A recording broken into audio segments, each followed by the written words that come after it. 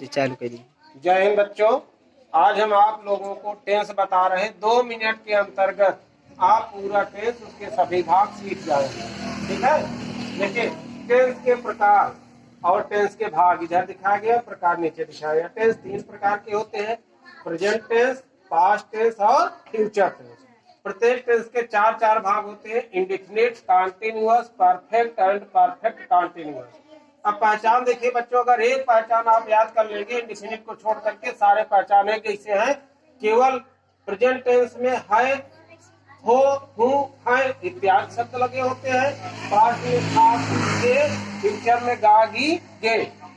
और देखिए present indefinite tense की पहचान है, हिंदी वाक्य के अंत में ता है, ती है, ते है आदि लगे होते हैं। पास्ट टेंस में या, ये आदि शब्द लगे होते हैं। और फ्यूचर टेंस में गा, गी, गे लगे होते हैं। अब अनुवाद के नियम देखिए। प्रेजेंट इंडेफिनिट टेंस में साधारण वाक्य में एक वचनकर्ता के साथ क्रिया के अंत में यस या ईएस लगाते हैं। बहुवचनकर्ता के साथ कुछ नहीं लिखा जाता, केवल क्रिया का पहला रूप ही लिखा जाता है। अन्य वाक्यों में, अन्य वाक्य मतलब प्रश्नवाचक निषेधात्मक वाक्यों में सहायक क्रिया डू और डज का प्रयोग किया जाता है।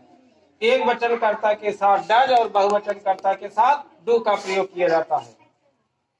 पास्ट इंडेफिनिट टेंस में साधारण वाक्य में क्रिया का दूसरा रूप सभी कर्ताओं के साथ क्रिया का दूसरा रूप लिखा जाता है। अन्य वाक्यों में सहायक क्रिया डिड, केवल एक ही सहायक क्रिया डिड का प्रयोग किया जाता है। और फ्यूचर इंडेफिनिट टेंस में आई और बी के साथ शैल तथा अन्य सभी कर्ताओं के साथ विल का प्रयोग किया जाता है।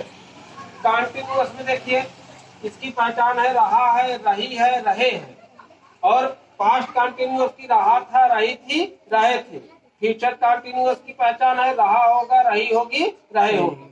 अनुवाद में देखिए, प्रेजेंट कॉन्टिन्यूअस टेंस में अनुवाद करते समय सहायक क्रिया इज एंड आर के साथ क्रिया के अंत में आईएनजी लगाते हैं। पास्ट कॉन्टिन्यूअस टेंस में वाज, वेयर के साथ क्रिया में आईएनजी लगाते हैं। और फ्यूचर कॉन्टिन्यूअस टेंस में रहा होगा, रही होगी, रही होगी पहचान है शैल बी, विल बी के साथ क्रिया के अंत में आईएनजी लगाते हैं। परफेक्ट टेंस की बात करें, इसकी पहचान है चुका है, चुकी है, चुके हैं। और पास्ट टेंस में चुका था, चुकी थी, चुके थे। फ्यूचर टेंस में चुका होगी, चुका होगा, चुकी होगी, चुके होंगे। अनुवाद के नियम की बात करें तो प्रेजेंट परफेक्ट टेंस में सहायक क्रिया हैज और हैव के साथ क्रिया का तीसरा रूप लिखा जाता है। पास्ट परफेक्ट टेंस में केवल एक सहायक क्रिया हैड के साथ क्रिया का तीसरा रूप लिखा जाता है। और फ्यूचर में शैल है, विल है के साथ क्रिया का तीसरा रूप लिखा जाता है। अब बात करते हैं परफेक्ट कॉन्टिन्यूअस टेंस की। तो प्रेजेंट परफेक्ट कॉन्टिन्यूअस टेंस है रहा है, रही है, रहे हैं के साथ समय दिया होता है। और इसमें रहा था, रही थी, रहे थे के साथ समय दिया होता है। और फ्यूचर में रहा होगा, रही होगी, रहे होंगे के साथ समय दिया होता है। अनुवाद के नियम की बात करें तो प्रेजेंट परफेक्ट कॉन्टिन्यूअस टेंस में हैज बीन, हैव बीन के साथ क्रिया के अंत में आईएनजी यानी क्रिया का इंग फॉर्म समय के लिए सिंस और फार का प्रयोग किया जाता है। पास्ट परफेक्ट कॉन्टिन्यूअस में केवल एक सहायक क्रिया है हैड बीन के साथ क्रिया का इंग फॉर्म समय के लिए सिंस और फार का प्रयोग किया जाता है। फ्यूचर परफेक्ट कॉन्टिन्यूअस टेंस में शैल है, विल है के साथ बीन तथा क्रिया का इंग फार प्रयोग किया जाता है। समय के लिए सिंस या फार का प्रयोग किया जाता है।